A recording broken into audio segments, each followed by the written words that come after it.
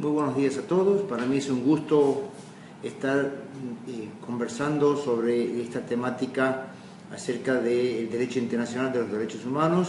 Como todos podrán saber, mi nombre es Pedro Bajús y obviamente tengo a cargo el módulo número 5 que indica derechos fundamentales, especialmente el derecho a la vida, derecho a la integridad personal y la Convención Interamericana contra la tortura y otras penas y tratos crueles, inhumanos o degradantes. Para mí es un gusto estar aquí frente a ustedes. Agradezco especialmente a todas las autoridades de este curso online, especialmente a su director académico, el doctor Eduardo Yugdar, al director ejecutivo, el doctor Pablo Lucatelli. Agradezco también a Álvaro Montesinos, que es el director técnico, en donde evidentemente el coordinador técnico que toma a su cargo editar los videos respecto de las clases que van a llegar a todos ustedes. Para mí es un gusto estar frente a ustedes. Esta es una conversación entre colegas, siempre lo he dicho, no es una clase magistral, sino que simplemente es una conversación, un intercambio de opiniones entre colegas acerca de esta temática que nos mueve a todos, porque obviamente formamos parte de un sistema judicial en donde evidentemente debemos dar garantías al justiciable que justamente viene hacia nosotros buscando soluciones a sus problemas. Y qué mejor hacerlo que a través de, o con la aplicación de los instrumentos internacionales que forman parte de nuestro derecho interno mucho antes de la incorporación del año 94, sino desde el momento mismo que nuestro país ratificó internacionalmente todos los convenios de acuerdo al artículo 27 de la Convención de Viena sobre el derecho de los tratados. Voy a comenzar, vamos a tratar de dividir a los fines pedagógicos esta clase. Vamos a hablar primeramente sobre el derecho a la vida, sus implicancias, las consideraciones sobre el artículo 4 de la Convención Americana.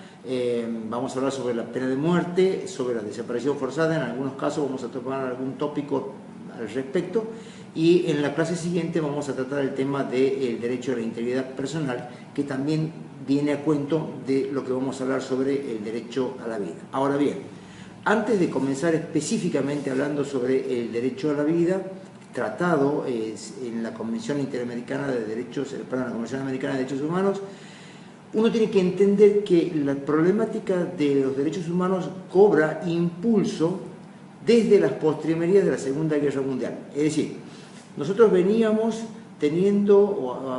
fuimos educados desde el punto de vista del derecho con una concepción del derecho positivo típica del siglo XIX. Por eso decíamos una concepción decimonónica del derecho, en donde el juez era, como decían los franceses, la boca del legislador, y donde el juez simplemente tomaba un caso que le era traído a su consideración y aplicaba un silogismo lógico no retórico, por el cual obviamente con este silogismo tomaba la premisa mayor, premisa menor y sacaba una consecuencia. Y lo que no estaba en el derecho, es decir, los principios, eran considerados como metajurídicos, o sea, más allá del ordenamiento jurídico, con lo cual obviamente era un sistema que hasta ese momento tuvo soluciones y pudo solucionar cierta parte de los interrogantes que se presentaron en ese momento. Ahora bien, con el advenimiento del nacionalsocialismo y con la finalización de la Segunda Guerra Mundial, dos juicios ponen en jaque todo el sistema decimonónico de ese momento, que fueron los juicios de Nuremberg y de Tocqué. ¿Por qué? Porque a partir de ese momento comienza o nace lo que nosotros conocemos como el Estado de Derecho Constitucional. Dejamos el Estado de Derecho legal y aplicamos el derecho, vimos nacer el Estado de Derecho Constitucional. Este Estado de Derecho Constitucional viene a cuestionar la aplicación lisa y llana de la ley. Como nosotros se nos había enseñado en la universidad, el derecho era un conjunto de normas. Pues bien, por ese conjunto de normas quedaban afuera los principios.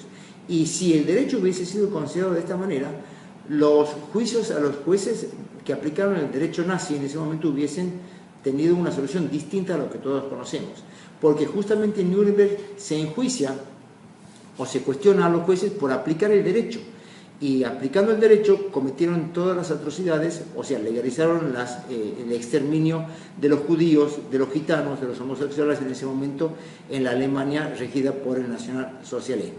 Después van a hacer otro fallo de Corte Internacional de Justicia, como los guardianes del muro, en donde obviamente también se enjuiciaron aquellos guardias que estaban en las torretas de la Alemania Oriental, dividida por un muro, y por el cual tenían la orden de abatir a todos aquellos que trataban de saltar el muro y conseguir la libertad, o sea, pasar a la otra Alemania dividida por una cuestión del año 60 entre la Unión Soviética y los Estados Unidos en plena Guerra Fría.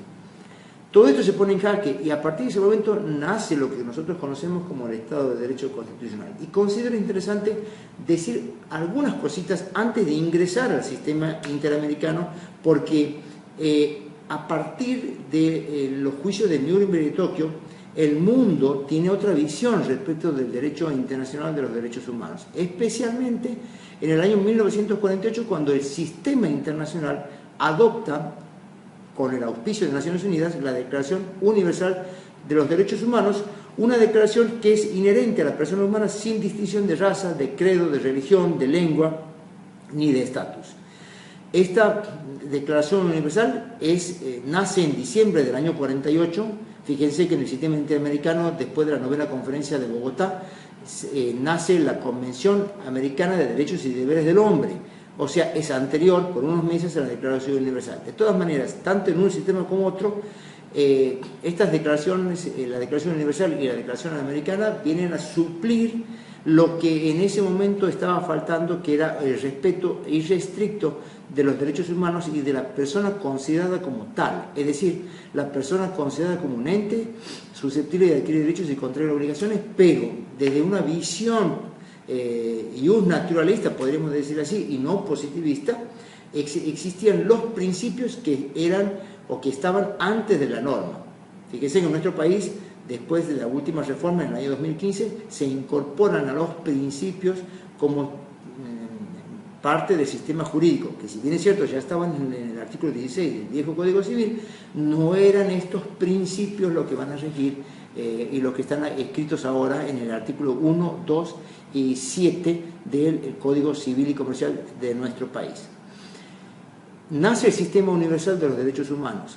En el año 1966 este sistema se completa con el resto de los pactos internacionales. Tenemos, por decirlos, el Pacto Internacional de los Derechos Civiles y Políticos, el Pacto Internacional de los Derechos Económicos, Sociales y Culturales, la Convención Internacional contra la Tortura, contra las penas y todo otro trato cruel o degradante o inhumano, la Convención de los Derechos del Niño, la Convención contra toda forma de discriminación racial, la Convención Internacional contra toda forma de discriminación en contra de la mujer, entre otras.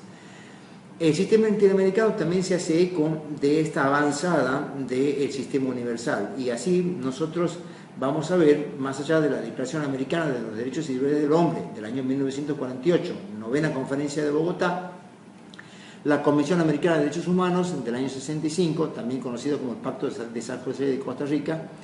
Vamos a ver también los protocolos adicionales, la Convención Interamericana contra la Tortura, la Convención Interamericana en contra de la violencia en contra de la mujer, conocida también como la Convención de Belém do Pará, entre otras, que vienen a cumplir y vienen a sistematizar el plexo normativo, el plexo de principios del derecho interamericano. Y juntamente con el nacimiento de la Organización de los Estados Americanos en el año 1948, va a nacer también dentro de la Carta de la OEA la Comisión Interamericana, y luego es completada con la Corte Interamericana de Derechos Humanos, que viene a completar de esta manera el sistema de protección de los derechos humanos en Latinoamérica. Tenemos que decir al respecto, tal cual lo ha señalado reiteradamente la jurisprudencia de la Corte Interamericana, que los derechos, digamos, el sistema interamericano de derechos humanos tiene un carácter subsidiario.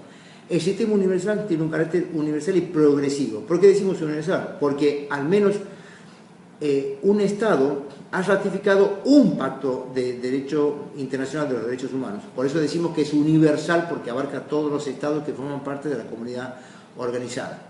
Y es progresivo porque se tiene en cuenta el sistema pro persona.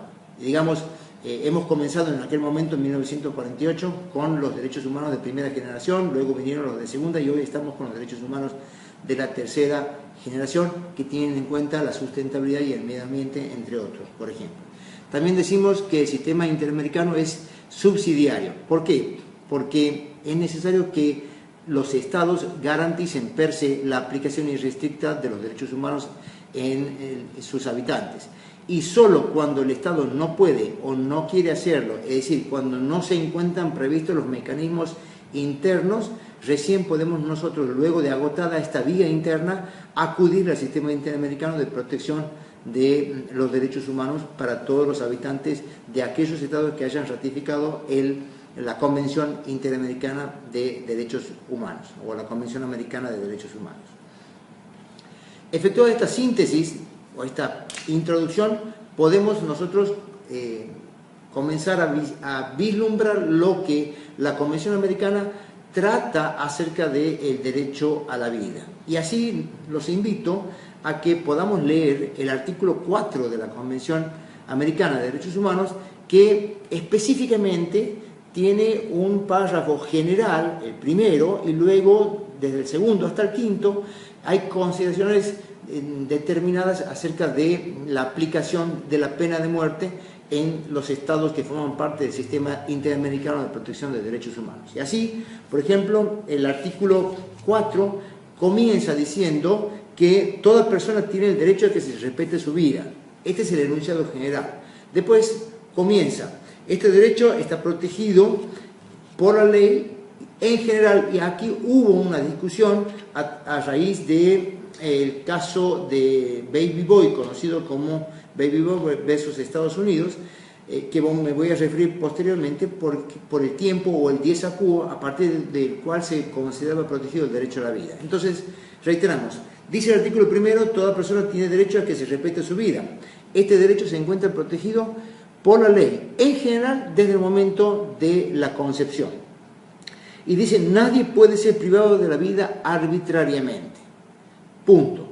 Luego viene el inciso segundo, tercero, cuarto y quinto, que tiene consideraciones específicas de la pena de muerte. Comienza el inciso 2 diciendo que en los estados en donde aún se encuentre vigente la pena de muerte, solo puede ser aplicada esta a los delitos más graves, y tiene una consideración procesal al respecto, porque habla de la sentencia ejecutoria de la autoridad competente, una ley que haya sancionado la pena capital con anterioridad a la comisión del delito, entre otras cosas. Tiene consideraciones específicas respecto de la condición de reo, porque no puede ser aplicada, dice el inciso 4,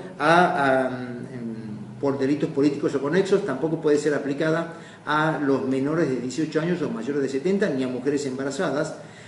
También indica el artículo primero que en los estados en donde se haya abolido la pena de muerte no puede ser reinstaurada nuevamente, o sea, no puede ser nuevamente aplicada.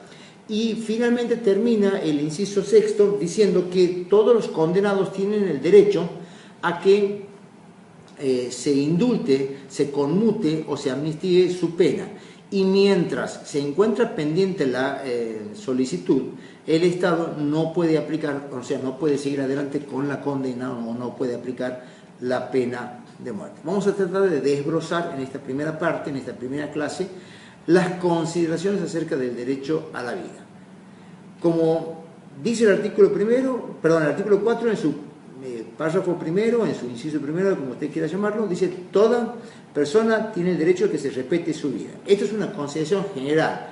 El artículo 4 se encuentra enancado en el artículo primero, que habla de la Convención Americana, que no distingue, no discrimina la aplicación de los derechos humanos para todas las personas. Es decir, los derechos humanos se aplican a todos por igual, en las mismas condiciones, con los mismos derechos, sin tener en cuenta las condiciones de raza, de credo, de religión, de lengua en general. Es decir, la cláusula de no discriminación del artículo 1 se repite en el artículo 4 cuando dice: toda persona tiene derecho a que se respete su vida.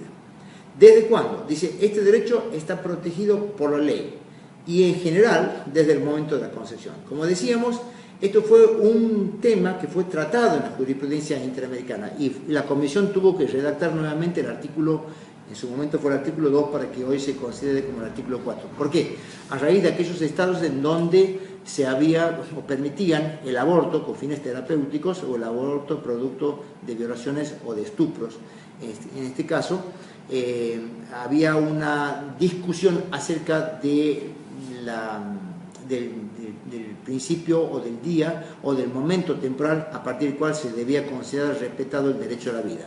Por eso la Comisión Interamericana luego volvió a redactar el artículo 2, hoy artículo 4, en donde dijo que este derecho está protegido por la ley, en general, desde el momento de la concepción. Es decir, la Convención Americana protege en general, con lo cual se abriría un espacio de interpretación para aquellos estados en donde se prevea el aborto terapéutico. Desde el momento, la protección del derecho a la vida está, digamos, comienza o está protegido este derecho desde el momento de la concepción. Esto también motivó a que la Comisión Interamericana redactara a través de la resolución 2381, por el cual obviamente volvió a escribir el artículo que hoy estamos tratando, en donde directamente incorporó este párrafo, digamos, entre comillas, de en general se protege desde la concepción. También debemos decir que este derecho a la vida, esta cláusula del artículo primero, es una cláusula de jus cogens, es decir, es una norma imperativa que solo puede ser derogada por otra norma imperativa. Pero ustedes sabrán que el derecho a la vida es condición esencial, o la vida es condición esencial que se la respete para que se pueda gozar del resto de los derechos. Sin vida no hay goce de ningún otro derecho. Por lo tanto, este es el núcleo duro del derecho internacional de los derechos humanos, que no puede ser suspendido, limitado temporalmente por ninguna norma del Estado. También dice el artículo primero, habla de un sujeto activo y un sujeto pasivo. ¿Quiénes son los sujetos activos? Dice, los estados asumen la obligación internacional de respetar la aplicación y de respetar el derecho a la vida, y su incumplimiento genera responsabilidad internacional. Esto está expresamente previsto también en el proyecto dictado por la resolución 8356/01 de Naciones Unidas, de la Asamblea General. Es el proyecto de codificación de la responsabilidad internacional, en donde marca en el artículo 1 y 2 que toda violación o una obligación internacional del Estado genera responsabilidad. Por tanto, hay una norma y hay un elemento objetivo y subjetivo, puesto que hablamos de la violación de una obligación internacional atribuible a un Estado, que es el elemento subjetivo. Esta es una obligación internacional de respetar el derecho a la vida. Por lo tanto, su incumplimiento genera responsabilidad. El sujeto activo son los Estados que asumen la obligación internacional de respetar el cumplimiento o el derecho a la vida. Hay un caso de jurisprudencia interamericana, que es el caso de la masacre de Mapiripán versus Colombia del año 2005, que indica que esta obligación es independiente de la jerarquía del agente del Estado.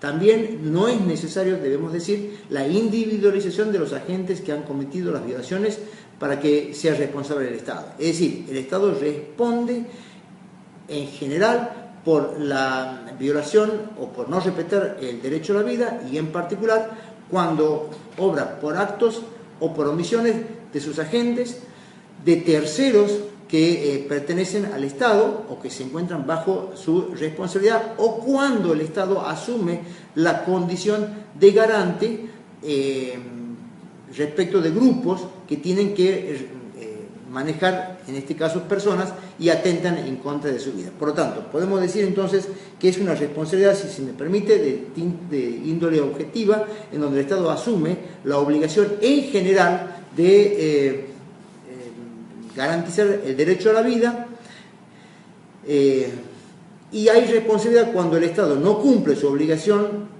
en este caso de garantizar y respetar el derecho a la vida, o por actos u omisiones de cualquier poder u órgano del Estado, o cuando ocurriera por apoyo, por tolerancia, por aquiescencia, o cuando el Estado asume la condición de garante.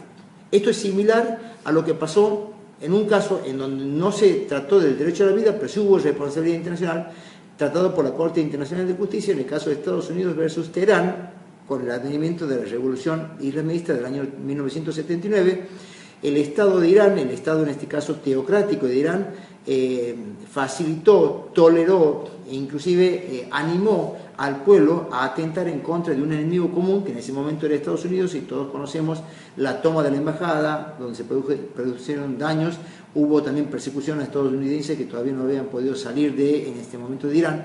Entonces eso fue llevado en su momento a la Corte, y la Corte Internacional de Justicia dijo que Irán había violado la inmunidad diplomática, en este caso de la embajada, porque hubo un atentado del pueblo o de particulares, pero con la tolerancia del gobierno de Irán. Esto, como decíamos, la falta de respeto del derecho a la vida genera responsabilidad internacional. La Corte Interamericana de Derechos Humanos ha reiterado su jurisprudencia en distintos casos. En el caso de Samok Kasek versus Paraguay, Villagrán Morales versus Guatemala, el conocido caso de los niños de la calle, en el caso de Caguas Fernández versus Honduras, Juan Humberto Sánchez versus Honduras, Montero Aranguren y otros versus Venezuela, que es el caso de Retén de Catiá del año 2006. La Corte Interamericana, en forma reiterada, indicó que los estados tienen dos tipos de obligaciones: una obligación negativa y una obligación positiva. La obligación negativa es que ninguna persona puede ser privada arbitrariamente del derecho a la vida. Esto es una obligación genérica, una obligación de no hacer. Ninguna persona puede ser privada arbitrariamente del derecho a la vida. Y esta palabra arbitraria nos abre la puerta para entender que puede haber alguna privación legal, pero eso es un tema que vamos a hablar más adelante. En principio ninguna persona puede ser privada arbitrariamente del derecho a la vida. Esta es la obligación negativa. Y luego hay una obligación positiva. Los estados asumen la obligación de crear las condiciones necesarias para que la vida sea respetada. Y esto tiene que ver con el proyecto de la vida digna y el artículo 26 de la Convención Americana de Derechos Humanos. Es decir, crear condiciones necesarias para que la vida sea respetada dentro de los estados. Lo que se llama asegurar el efecto útil del derecho a la vida, que está específicamente determinado en el fallo de la Corte Interamericana en el caso del Retén de Catiá, también conocido como Montero, Aranguren y otros versus Venezuela. Este efecto útil se traduce en crear un marco que disuada la amenaza del derecho a la vida y, en segundo lugar, establecer un sistema de justicia capaz de investigar, sancionar y reparar adecuadamente a aquellos que han cometido la violación a este derecho. Investigar, sancionar y reparar. Yo le agregaría, como dice la Corte en el fallo Velázquez Rodríguez versus Honduras, que también tiene que prevenir. Es decir, la prevención, la reparación, la sanción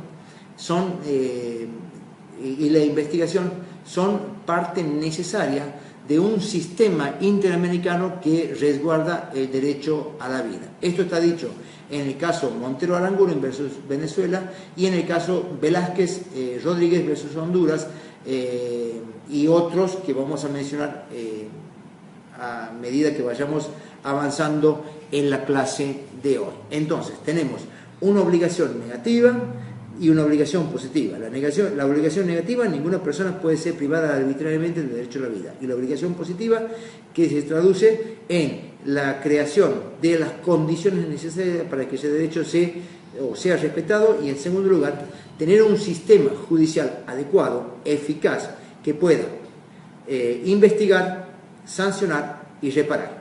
Y la obligación de prevención forma parte de la obligación genérica de todos los estados de prever la violación o evitar la violación de este principio, de este derecho, que es el derecho a la vida. Por lo tanto, nosotros podríamos decir que esta obligación se complementa con el deber de prevención, que abarca todas las medidas de carácter jurídico, político, administrativas tendientes a evitar la amenaza y la violación al derecho a la vida. Esto está específicamente establecido en el fallo de la Corte, que para mí es cimero, en el año 1988, de Velázquez Rodríguez versus Honduras. También la Corte lo reitera en Fayden Garbi, en otro fallo en donde evidentemente habla de la obligación de todos los estados de prevenir la violación de todo derecho garantizado por la Convención, especialmente del derecho a la vida. Luego tenemos la obligación de investigar y sancionar Esto es a los efectos de evitar la impunidad tan necesaria en nuestro suelo latinoamericano, porque hemos tenido ejemplos y tenemos ejemplos lamentablemente que se siguen reiterando, donde evidentemente hay una omisión del Estado de una investigación efectiva. Es decir, el Estado puede decir estamos investigando, pero esta investigación puede no ser efectiva y por lo tanto también caemos en una violación a este principio de investigación, porque la investigación en definitiva no llega o no tiene ribetes serios a los fines de encontrar al responsable.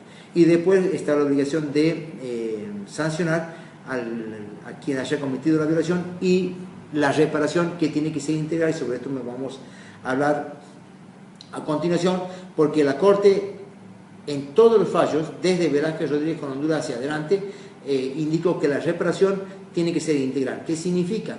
Si bien es cierto, no podemos nosotros reponer las cosas de su estado anterior, porque en el caso del derecho a la vida se ha perdido, pero tenemos que encontrar una forma de reparar, en este caso, una indemnización en dinero que tenga en cuenta el daño emergente, el lucro cesante y lo que se llama proyecto de vida, que aquí en nuestro país se considera, de acuerdo al derecho interno, al derecho civil, como la pérdida de chance. Hay otras formas de reparación también que están previstas o que puede la Corte de Lege Ferenda ha indicado a raíz de este proyecto sobre la codificación de la responsabilidad civil internacional por la resolución 5683 de Naciones Unidas, ha tomado como ejemplo otras formas de reparación, como por ejemplo exigir al Estado un cambio en su legislación, exigir a los Estados, por ejemplo, la adecuación de las cárceles, en el caso Berbinsky, por ejemplo, exigir la derogación de ciertas leyes, como en el caso de la obediencia debida y punto final, por ejemplo, o la adecuación de su norma interna. Uno podría tomar el caso de Olmedo Bustos versus Chile, también conocido como la última tentación de Cristo, en donde se le exigió a la República de Chile que adecue su legislación interna a la Convención Americana de Derechos Humanos, especialmente en lo que tenía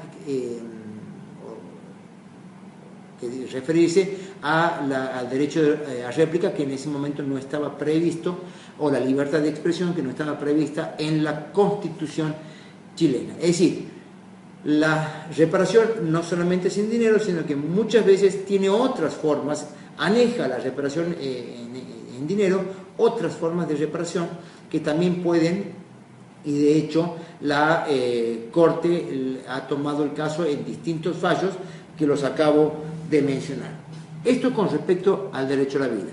Luego tenemos consideraciones especiales respecto de la pena de muerte, porque a partir del inciso 2 y hasta el inciso 6, el artículo 4 trata específicamente la pena de muerte o la pena capital y deja trascender su espíritu abolicionista respecto de esta pena. No podía ser de otra manera si nosotros, si el sistema interamericano también ha tomado la Convención Interamericana en contra de la tortura, de las penas crueles y los tratos inhumanos o degradantes. Entonces, dice el artículo 4, incisos 2, 3, 4 y 5, habla en primer lugar de aquellos estados que todavía a la fecha de la ratificación del pacto tengan en su legislación interna la pena de muerte. Y dice que esta solamente puede ser aplicada para los delitos más graves. Y hay una consideración procesal, porque el artículo 4 sigue hablando, diciendo que la pena de muerte solo podrá ser aplicada, más allá de los delitos más graves, que no dice cuáles son, solamente puede ser aplicada siempre y cuando esta sea la consecuencia de un proceso que ha derivado de una sentencia ejecutoria de autoridad firme, una sentencia firme de autoridad competente, lo que se entiende por el cumplimiento del debido proceso, tanto material como formal. También la pena tiene que ser consecuencia de una ley sancionada con anterioridad al delito. Consideraciones procesales que se aplican con respecto a la pena de muerte. No puede imponerse también en el caso, hay una consideración respecto de las personas o del reo a aquellos menores de 18 años, mayores de 70 o mujeres embarazadas. También la Corte dice se aplica solamente a delitos más graves, no conexos con delitos políticos. A mi forma de ver, hay un vacío legislativo que va a ser suplido por la casuística jurisprudencial de cuáles son los delitos más graves y cuáles son los delitos políticos o conexos a los políticos, porque la Corte no lo establece, perdón, la Convención no lo establece, por lo tanto es tarea de los jueces definirlo. Lo que se quiere dejar en claro es que la mirada del artículo 4, especialmente de los incisos 2 en adelante, es evitar que los estados que aún tengan dentro de su legislación la pena capital, la apliquen para cualquier tipo de delito. Es decir, se reserva la aplicación para los delitos más graves, se los excluye los delitos políticos o conexos con los políticos, y hay una limitación procesal que me he referido anteriormente, en donde evidentemente lo que se pretende es el estricto cumplimiento del debido proceso establecido en el artículo 1, 8 y 25 de la Convención Americana de Derechos Humanos. También el artículo dice que no se impone la pena de muerte a aquellas personas que hayan solicitado, porque dice todo reo tiene el derecho de solicitar la conmutación, la amnistía o el indulto. Por lo tanto, mientras esté vigente esta solicitud, la pena de muerte no debe ser aplicada hasta tanto se pronuncie la autoridad competente respecto de esta petición. Hasta aquí en lo que a pena de muerte se refiere. Anejo a este tema se encuentran las consideraciones que podemos decir respecto del derecho a la vida y lo que entendíamos las ejecuciones extrajudiciales y el uso de la fuerza por parte de los estados, que me voy a referir brevemente porque entiendo que es importante, digamos, acompañar en el contexto de la protección al derecho a la vida, porque nosotros tenemos una triste historia en Latinoamérica de ejecuciones extrajudiciales prohibidas por la Convención y llevadas a cabo por fuerzas parapoliciales o fuerzas que formaban parte de un Estado represor que ejerció el monopolio de la fuerza y que evidentemente lo ejerció de manera ilegítima con estas ejecuciones sumarísimas y extrajudiciales. También el uso de la fuerza, que está también enancado al derecho a la vida, sobre todo cuando el Estado asume la condición de garante del derecho a la vida. Estamos hablando de los establecimientos carcelarios y tiene que ver, y a eso me voy a referir en la clase que viene, con el derecho a la integridad personal. Entonces, el artículo 4 prohíbe la privación arbitraria de la vida. Y esto dijimos, la palabra arbitraria deja un espacio permitido para la privación legal, que es en el caso de la legítima defensa o cuando se ejerza la fuerza para evitar la comisión de otro tipo de delito. Ahora bien, las ejecuciones extrajudiciales se encuentran prohibidas. Esto es una verdad casi de perogrullo decirlo, sin embargo debemos reafirmarlo porque en las ejecuciones extrajudiciales los estados han violado el derecho a la vida porque han fallado a su condición de garante de este derecho y han permitido que dentro de su aparato existan grupos de represión en virtud del cual han violado sistemáticamente o como un delito sistematizado o como una forma sistematizada de acabar la vida a grupos de personas, cayendo en crímenes de Estado o si se quiere en delitos de lesa humanidad como un plan sistemático y generalizado de eliminar ciertos grupos. En el caso de la masacre de Mapiripán contra Colombia, la Corte identificó estándares especiales para la investigación en cuanto hablamos de las ejecuciones extrajudiciales. En primer lugar, la Corte dijo que era necesario identificar a las víctimas. En segundo lugar, proteger la prueba, sobre todo la declaración de testigos, aislarlos a los efectos de encontrar o llegar a la verdad objetiva. En tercer lugar, había que descubrir o tratar de investigar los móviles por el cual se han cometido este tipo de delitos, cuáles fueron las conductas, cuál fue el móvil, por qué se cometieron, en qué momento, en qué hora, en qué lugar, en qué instancia. También garantizar la investigación eficaz, imparcial digamos de la justicia, con pruebas, en este caso autopsia correspondiente que sean o que brinden todas las garantías de una investigación seria, una investigación sumaria y sobre todo efectiva. En cuanto al uso de la fuerza, aquí hay que hacer una distinción porque uno podría decir, digamos, a partir del fallo Velázquez Rodríguez contra Honduras, en el fallo se deja en claro que el Estado debe garantizar la seguridad interna y que toda violación al orden jurídico produce un padecimiento a toda la población. Ahora bien, esa utilización de la fuerza por el Estado tiene que ser limitada, también se lo he dicho en reiterados fallos de la Corte Interamericana, en el caso de la familia Barrios versus Venezuela, fallo del año 2011, la Corte dio algunos estándares para el correcto uso de la fuerza. Es decir, no se prohíbe el uso de la fuerza para reprimir la violación al orden interno, a la seguridad interna, sino que su uso de la fuerza tiene que ser planificado, tiene que ser excepcional, proporcional y tiene que ser aplicado cuando los otros medios de uso de la fuerza hubiesen fallado o hubiesen sido ineficaces. Es el último recurso.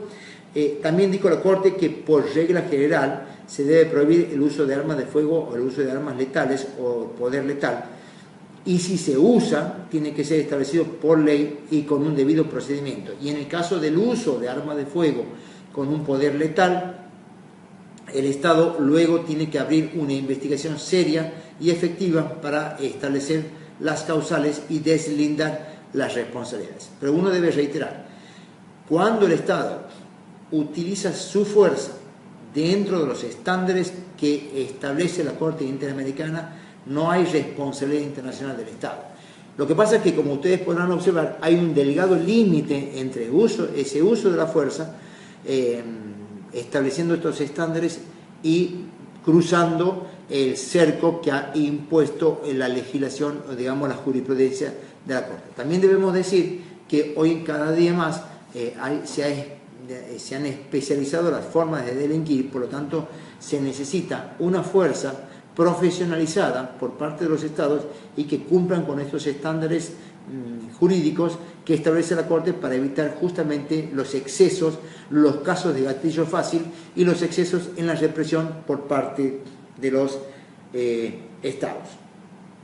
La Corte Interamericana se ha referido al respecto a los principios básicos del uso de la fuerza y el empleo de armas de fuego por parte de oficiales encargados de hacer cumplir la ley. Y la Corte ha dicho que puede usarse en caso de defensa propia, por ejemplo, se puede usar en el caso de defensa de otras personas o peligro de muerte o lesiones graves, es decir, en ese caso se permite el uso de la fuerza y el uso de armas de fuego o con el propósito de evitar la comisión de un delito más grave que importe una amenaza al uso de la fuerza. También se puede aplicar con el objeto de impedir la fuga de personas que han sido capturadas como sujetos peligrosos o detenidos. Esto fue establecido en el caso Montero Aranguren versus Venezuela, que en el caso de Retén de Catiá, en donde se dijo que el uso de la fuerza solo puede ser en caso de que debe ser por excepción y se permite en el caso de que se acredite que el uso de otros medios para evitar los disturbios sean insuficientes. Es decir, siempre hablamos del uso de la fuerza en estos casos y como un procedimiento de excepción y con debidamente planificado. Por eso reitero, entiendo desde mi punto de vista, y esto lo digo como una opinión personal, que todos los estados tienen que tener una fuerza profesionalizada a los efectos justamente de evitar los excesos en la represión, pero que son necesarias o que es necesaria la represión cuando se producen este tipo de casos, defensa propia para evitar la fuga, en el caso de peligro inminente de muerte o para peligros de muerte de terceras personas. En uno u otro caso, la Corte ha permitido el uso de la fuerza con estos estándares. Ya para finalizar, vamos a hacer cierta consideración a las desapariciones forzadas, que también es una forma pluriofensiva de violación de los derechos humanos. En este caso decimos pluriofensiva, ¿por qué? Porque se viola no solamente el derecho a la vida, sino que también se viola el derecho a la libertad, el derecho a la personalidad jurídica, el derecho a la integridad personal. Es decir, la Corte ha dicho en los sucesivos casos que las desapariciones forzadas, en el caso Hellman versus Uruguay, en el caso Radilla Pacheco versus México, la prohibición de la desaparición forzada ha obtenido el rango de norma de ius cogens, es decir, también es norma imperativa.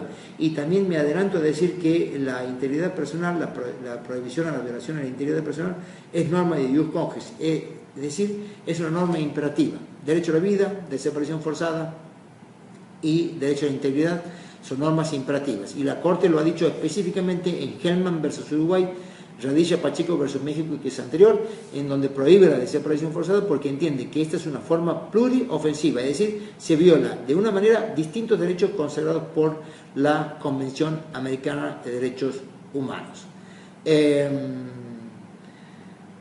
Y terminamos con el contexto de las cárceles. En el caso, uno tiene que decir que las cárceles tienen que ser, como dice en este caso nuestra Constitución, y lo dice también la jurisprudencia de la Corte, para reeducación y reinserción de los reclusos. En el caso Neira Alegría versus Perú, se vincula con el derecho a la vida, el uso proporcional de las fuerzas de seguridad para garantizar el derecho a la vida a aquellos que están detenidos o purgando una pena, también con la evidente separación entre los procesados y los condenados. Vamos a ver más adelante cuando hablemos del derecho a la integridad personal. Y también lo ha dicho la Corte en el caso Velázquez Rodríguez y Godínez Cruz versus Honduras, que el poder del Estado no debe ser usado de manera ilimitada, sino que el poder del Estado tiene que tener un límite dentro de lo que se establece o dentro de los cánones previstos en la Convención Americana y previstos por la jurisprudencia de la Corte. Lo que se quiere evitar es que el Estado, que asume la condición de garante de aquellas personas que están detenidas o purgando una condena, viole el derecho a la vida, permitiendo que estas personas sufran atentados dentro de su establecimiento carcelario y obviamente pierdan la vida. Y esto está específicamente enancado con lo que dice el artículo 26, que hay un concepto de vida digna. Es decir, la vida no solamente se protege prohibiendo las guerras, en este caso prohibiendo los atentados en contra de la vida, prohibiendo los casos de las desapariciones forzadas, sino que la vida se la protege con un hacer. La obligación, digamos, el respeto irrestricto por los derechos humanos, no solamente tiene la obligación de respetar, de proteger, sino también de realizar. Las dos primeras son obligaciones negativas, hay un no acto, no debemos impedir el derecho a la vida. Pero cuando hablamos de la obligación de realizar los derechos humanos, en este caso de realizar el derecho humano, que es el derecho a la vida, hablamos de una obligación del Estado de crear las condiciones. Esto se dio específicamente en el caso de la comunidad indígena Sahuayamaxa contra Paraguay del año 2005 y en el caso Samok Casex versus Paraguay. El Estado debe garantizar mínimos estándares de vida para que la vida obviamente no sea una quimera, sino que sea un derecho sustentable y que pueda ser ejercido de manera progresiva. Es decir, en este caso de una comunidad indígena se dijo que el Estado de Paraguay debía respetar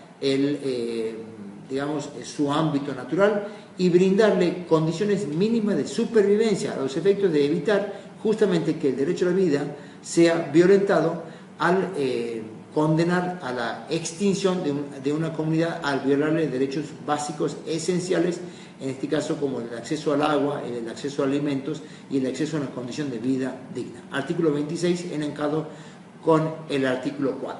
Entonces, hasta aquí terminamos con la primera clase. Hablamos de la protección genérica del derecho a la vida, establecida en el artículo 4, en el inciso primero, una protección general que comienza en general desde la concepción, está protegida por ley, una protección que se dirige a todas las personas sin distinción de raza, de credo, de lengua, de religión.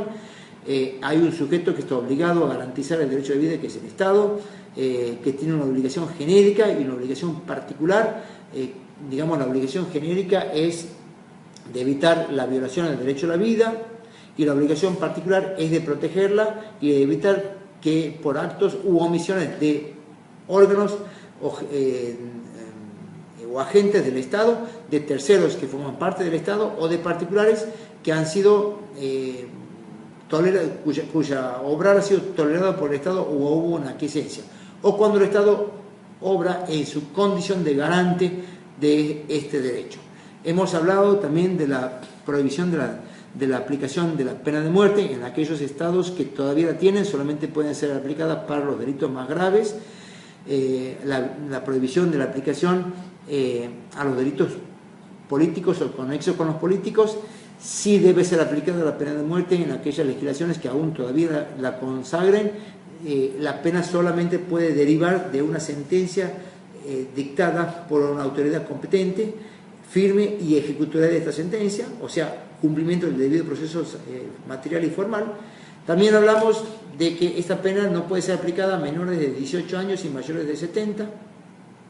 Dijimos que ni a mujeres embarazadas, y también a aquellas personas que hubieran solicitado el indulto, la conmutación o la amnistía de la pena.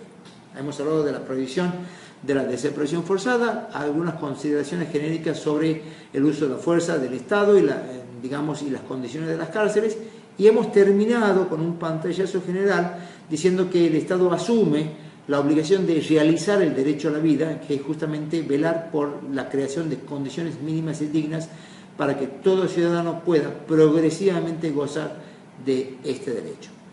Hasta aquí hemos hablado de la clase número 1, vamos a hablar más adelante de la clase número 2 que me toca, referida al derecho a la integridad personal y a la Convención Interamericana en contra de la tortura, de la pena de tratos crueles, inhumanos o degradantes. Muchísimas gracias por su atención.